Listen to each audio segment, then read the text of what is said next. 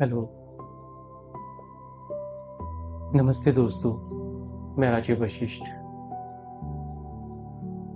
और आज की समर्पण मेडिटेशन या सरेंडर मेडिटेशन में आपका स्वागत है। ये मेडिटेशन बहुत कॉम्प्लेक्स नहीं है, बिल्कुल ही सरल है। इस मेडिटेशन में हम ब्रह्मांड को सब कुछ समर्पित कर देते हैं, अपने आप को, अपने सुख, अपने दुखों को,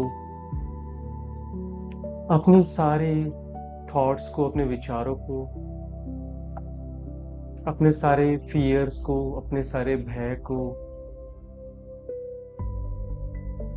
और हम कुछ भी अपने साथ नहीं रखते। जो इतना बड़ा बोझ उठाए रहते हैं हम हमेशा, उन सभी को हम ब्रह्मांड को समर्पित कर देते हैं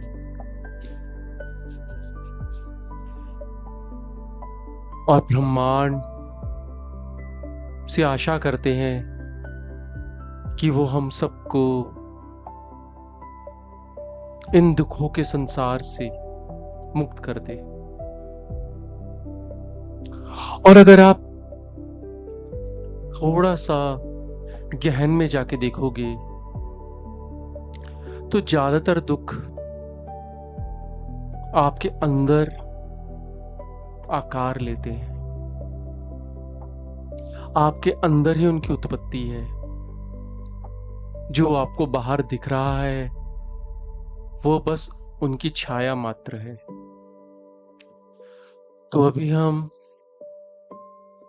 अपने आप को धीरे धीरे रिलैक्स करेंगे और इस दौरान अगर आपकी आंखें बंद हो जाती हैं या नहीं भी होती हैं, उन दोनों बातों में कोई फर्क नहीं है। अगर आपका ध्यान सांसों पर चला जाता है या नहीं जाता है तो भी कोई बात नहीं। मेडिटेशन का मतलब ये नहीं है कि हम खुद से ही संघर्ष करें। हम जितना भी हो सकता है इस प्राकृतिक राह पर चलेंगे और हम आशा करते हैं जैसे जिंदगी की राह हमको स्वयं बताती रहती है कि हमको कैसे चलना है, इस मेडिटेशन की राह पर भी हमको ज्ञान स्वयं प्राप्त होता रहेगा। तो आइए सरेंडर मेडिटेशन या समर्पण मेडिटेशन की ओर आगे बढ़ते हैं। बस आपको ये जानना है कि जब आप समर्पण करते हैं कुछ, तो उसमें कुछ बचता नहीं है। आप कन्वीनियंटली कुछ बचा नहीं लेते हैं, क्योंकि संपूर्ण समर्पण ही सारा समर्पण होता है। तन से, मन से, विचारों से, इच्छाओं से, सभी चीजों का समर्पण करेंगे हम ब्रह्मांड को। और इस समर्पण के अंदर हम कोशिश करेंगे कि अपना सारा कंट्रोल भी हम छोड़ दें। हम किसी को कंट्रोल करने की कोशिश नहीं करेंगे। हमेशा हम देखते आए हैं कि हम अपने दोस्तों को, अपने रिश्तेदारों को, उनसे कुछ आशा करते हैं और जब आशा के अनुकूल उनका व्यवहार नहीं होता है तो हम उनको बदलने की चेष्टा करते हैं।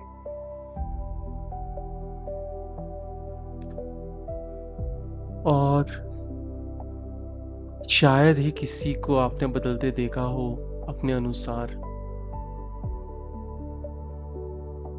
असली बदलाव तो आपका है, हमारा है, मेरा है। अगर मैं स्वयं को बदल नहीं पा रहा हूं तो दूसरों को बदलकर होगा क्या? अगर मैं बात बात पर क्रोधित हो रहा हूं और अपने अंदर क्रोध भाव रख रहा हूं, तो दूसरों को कहकर कि आप क्रोधित ना हो, होगा क्या? मेरे पास कोई भी कारण नहीं होना चाहिए क्रोधित होने का। मुझे अपने क्रोध को बहुत अंदर तक जानना है, और अगर मैं जान भी नहीं पाता हूं तो भी कोई बात नहीं। जैसे मैंने संपूर्ण समर्पण में सब कुछ समर्पण कर दिया ब्रह्मांड को, तो मैं अपना क्रोध भी ब्रह्मांड को समर्पित कर देता हूं। जब मैं क्रोध को ब्रह्मांड को समर्पित कर देता हूं, तो सारा क्रोध ब्रह्मांड के सुपुर्द हो जाता है। मेरे पास हजारों कारण हो सकते हैं क्रोध करने के, पर जब एक बार क्रोध ब्रह्मांड को समर्पित कर दिया, तो उसे वापस लेने का अधिकार मेरे पास नहीं है।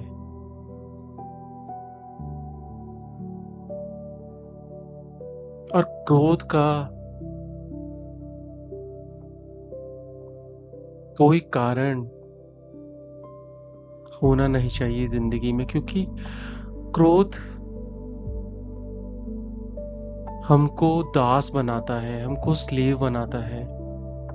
विचारों का, लोगों का, घटनाओं का। हम घटनाओं पे क्रोधित हो जाते हैं, हम लोगों पे क्रोधित हो जाते हैं, हम अपने विचारों पर क्रोधित हो जाते हैं।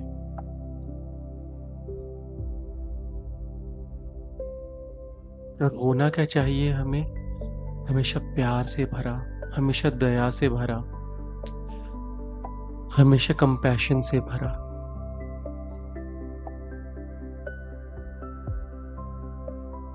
आज मैं स्वयं के साथ थोड़ी देर बैठूंगा, स्वयं को जानूंगा, भागूंगा नहीं किसी भी चीज से।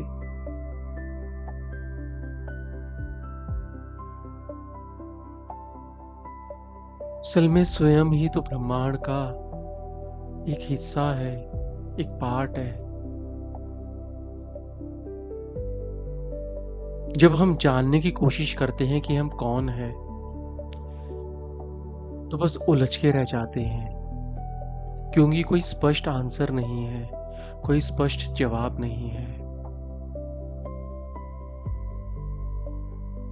और फिर हम सभी सवालों से भागने लग जाते हैं। पर इस प्रश्न का कोई गलत या सही उत्तर भी तो नहीं है। हर एक को इस उत्तर को स्वयं जानना है, और इसी जानने की राह पर हम सब कुछ समर्पण करते चलेंगे। अगर हम अंदर व्यर्थ के विचार, व्यर्थ की फीलिंग, व्यर्थ की नॉलेज, व्यर्थ का ज्ञान अगर रखेंगे, तो हम नए ज्ञान को अपने अंदर जगह कहां दे पाएंगे। तो मुझे सब कुछ छोड़ देना है और बहुत ही ओपन माइंड होकर, बहुत ही रिलैक्स होकर सब कुछ जानना है।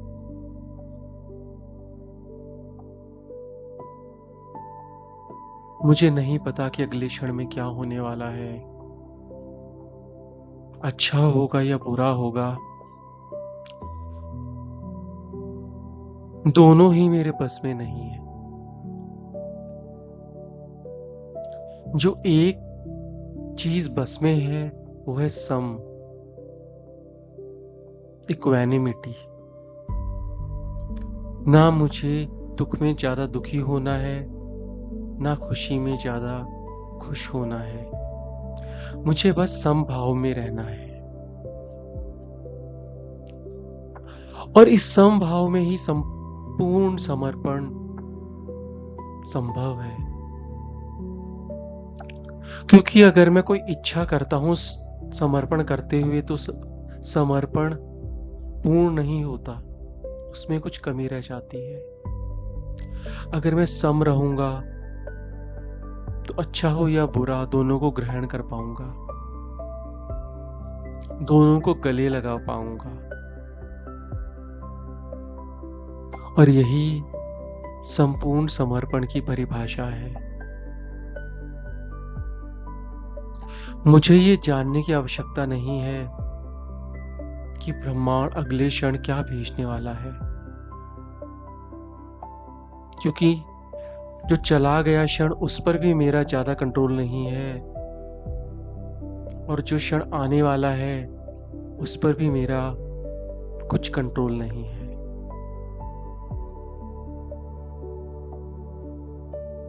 पर ये क्षण जिसमें मैं हूं, जिसमें मैं सांस ले रहा हूं, जिस क्षण में मैं मेडिटेशन कर रहा हूं, वो क्षण मेरा है। और इस क्षण में मैं अपनी सारी भावनाओं पर, सारी इच्छाओं पर एक समभाव की दृष्टि रख सकता हूं। उन सबसे लड़ने की बजाय मुझे बस उन दोनों को, उन सब को दोनों हाथों से ग्रहण करते रहना है। क्योंकि भावनाएं, इच्छाएं, विचार, यह तो एक क्षण की उत्पत्ति है, कुछ क्षणों को ठहरने वाले हैं और फिर चले जाएंगे।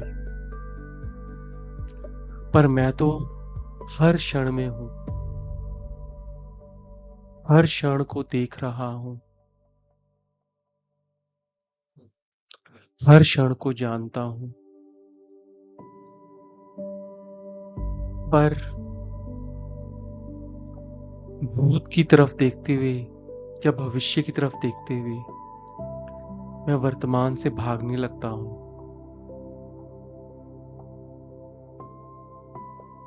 तो इस क्षण मैं दोनों से मुक्त हूं। ना मुझे भूतकाल की कोई चिंता है, ना मुझे भविष्य काल से कुछ लेना देना है। जो बीत गया वो अच्छा था, जो आने वाला है वो भी अच्छा ही होगा, क्योंकि वर्तमान में मैं सम दृष्टि रख रहा हूं।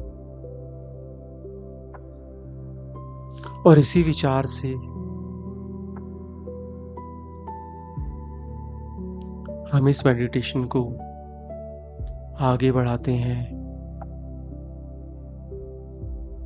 और अपने शरीर को, अपने विचारों को कुछ देर को समभाव से देखने की चेष्टा करते हैं, बिना उनमें बहे हुए, बिना व्याकुल हुए, बस समभाव। और अगर हम किसी कारणवश उनमें बह जाते हैं तो कोई ग्लानि नहीं, कोई गिल्टी नहीं, बस हम ध्यान वापस समभाव पे केंद्रित कर लेंगे, क्योंकि हजारों बार गिरना है इस राह पर और हजारों बार उठ जाना है।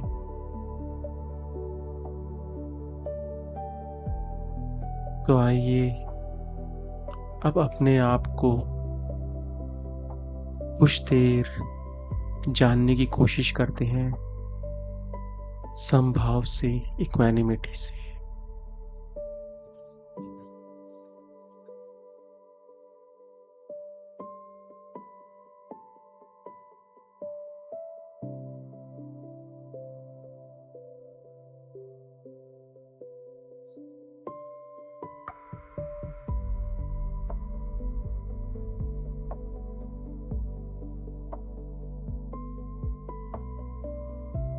और अगर हमारा ध्यान भटक भी रहा है वो भी कोई बात नहीं।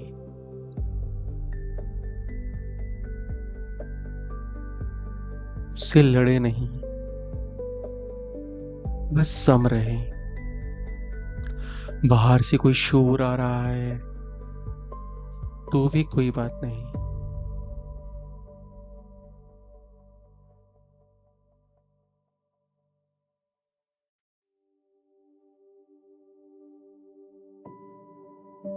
और मैं अब आपको